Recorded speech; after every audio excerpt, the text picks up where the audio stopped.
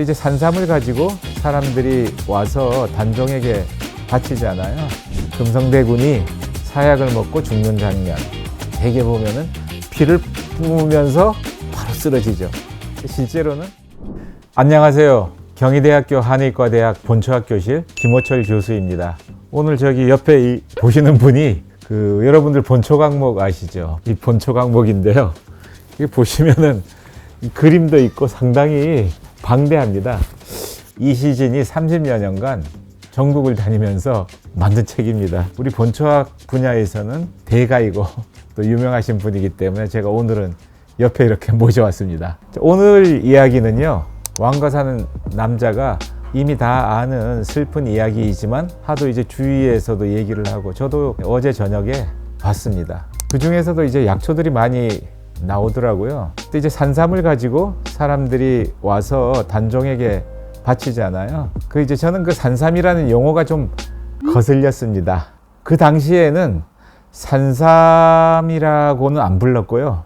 인삼이나 심 이렇게 불렀어요. 그 조선시대의 중기 인삼 재배에 성공하고 나서 재배하는 것을 가삼이라고 하고 산에 있는 거 산삼.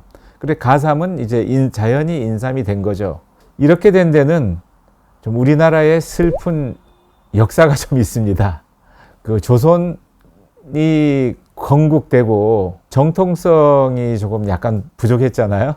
그래서 중국에 정통성을 좀 인정받아야 됐었나 봐요. 그래서 중국과의 관계가 좀 조공 관계로 됐습니다. 얼마를 바쳤냐 그러면은 최소한 3번 정도는 정기적으로 바쳤습니다. 황제의 생일이라든지 뭐 이럴 때 바쳤고, 또한 또 서너 차례 정도는 부정기적으로 바치고, 그렇게 하다 보니까 많이 남아남지 않은 거죠. 당시에는 재배는 못했고 모두가 산삼이었어요.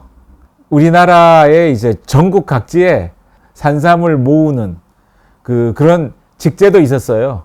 그 사람은 책임을 지고 모아서 중국에다가 조공을 해야 되기 때문에 상당히 스트레스가 많았습니다. 조선왕조실록을 보면은 뭐 그것을 제대로 못해서 벌을 받기도 하고 뭐 이런 기록들이 나옵니다.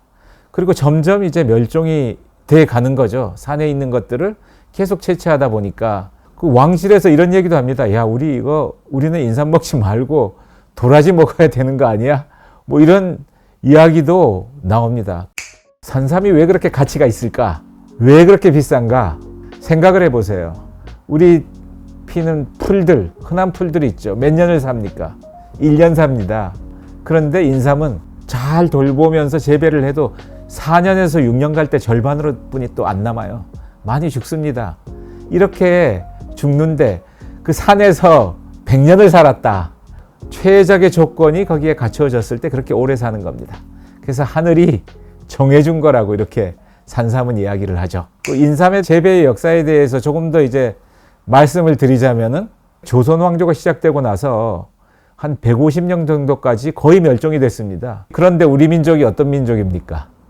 그걸 또 해결하려고 노력을 했지 않겠어요? 재배를 해볼까라고 상당히 많이 노력을 합니다. 계속 실패한 기록들이 여러 문헌들에 기록돼 있어요. 조선 중기 이후에 재배에 성공하게 됩니다.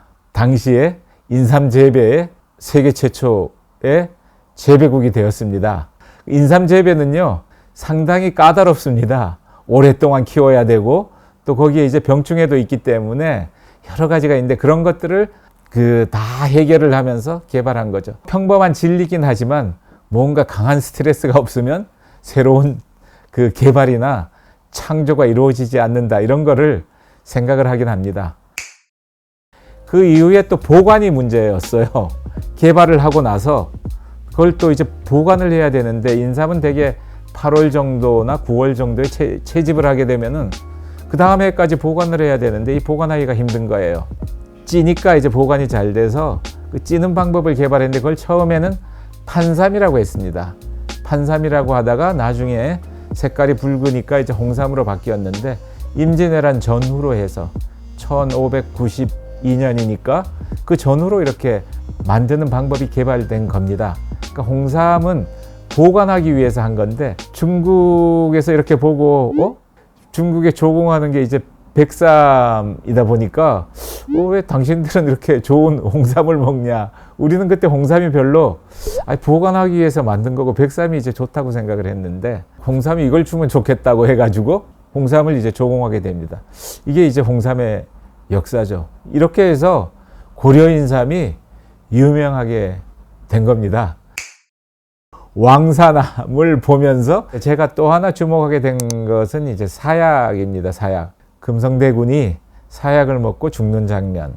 그 사약을 먹고 대개 보면은 피를 뿜으면서 바로 쓰러지죠. 실제로는 그런 일은 안 일어납니다. 그 사약의 주성분 중에 하나가 부자라는 식물인데요.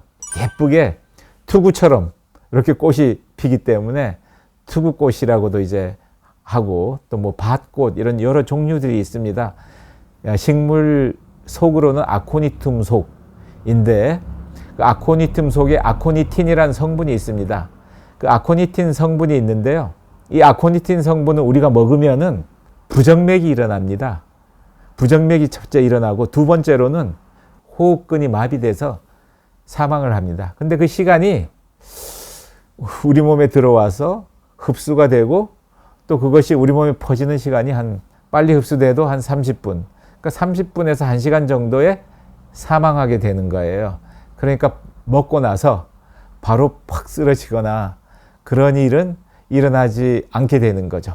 네, 오늘 그 왕사남에 나왔던 그 산삼 이야기라든지 부자 이런 것들을 여러분께 이야기하면 좋을 것 같아서 이야기를 해봤습니다. 더 여러분들에게 실용적으로 도움이 되는 약초 이야기를 같이 나누어 볼까 합니다. 감사합니다.